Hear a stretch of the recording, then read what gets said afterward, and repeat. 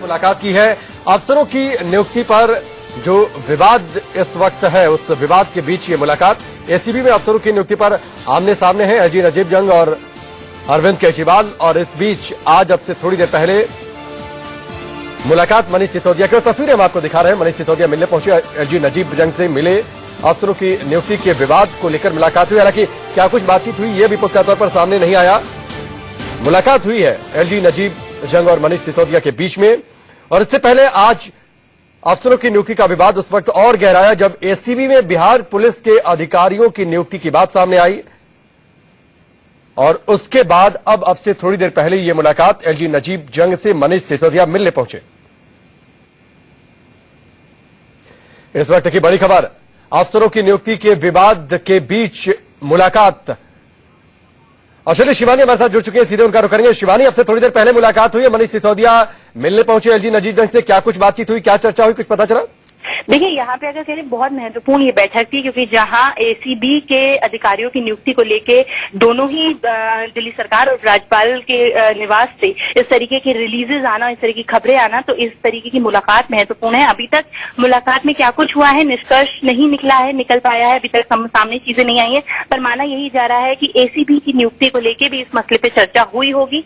फिलहाल अभी तक ये क्लियर नहीं है कि मनीष सिसोदिया ने क्या कुछ बातें रखी, पर माना आंकलन यही लगाया जा रहा है कि ये पूरा जो मैटर है एलजी और दिल्ली सरकार के बीच में जो एक रस्साकसी है, हो सकता है उसे खत्म करने की एक कोशिश दिल्ली सरकार की तरफ से की गई हो।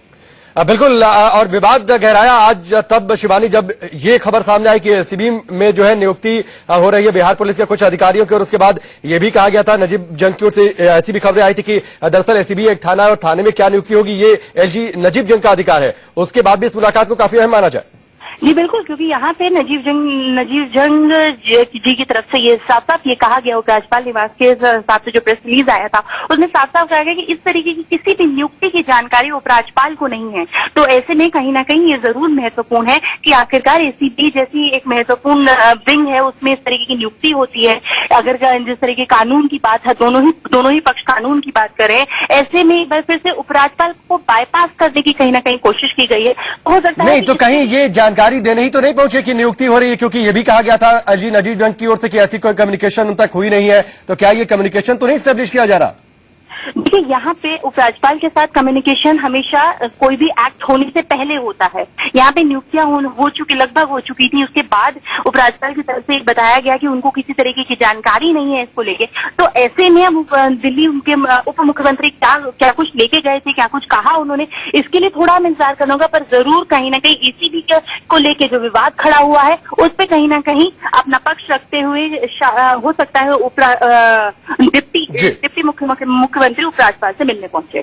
चलिए शिवानी, से बातचीत के लिए आपका बहुत बहुत शुक्रिया। तो एसीबी में बिहार पुलिस के अधिकारियों की नियुक्ति को लेकर विवाद आज सुबह से गहराया, विवाद सुर्खियों में बना। और उसके बाद अब से थोड़ी देर पहले मनीष सिसोदिया मिलने पहुंचे एलजी नजीब जंग से।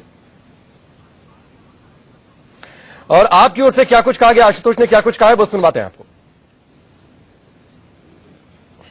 लेफ्टिनेंट गवर्नर साहब ये कह रहे हैं कि एसीबी तो हमारे परव्यू में है, होम मिनिस्ट्री का नोटिफिकेशन आ चुका है। और ये भी कहा कि ये जो इंस्पेक्टर जो हायर किए गए हैं हमसे इस बारे में कोई जानकारी दी नहीं गई है। तो मुझे याद आता है, मुझे समझ में आता है कि कल अगर अमेरिका के राष्ट्रपति बराक ओबामा को भी अपने नीचे अगर कुछ अधिकारी नियुक्त करने होंगे तो उनको भी शायद दिल्ली के लेफ्टिनेंट गवर्नर से परमिशन लेनी चाहिए, क्योंकि बिना उसके तो हो नहीं सकता है। तो एलजी नजीब जंग पर बात करते हुए आपने आशुतोष, फिलहाल आगे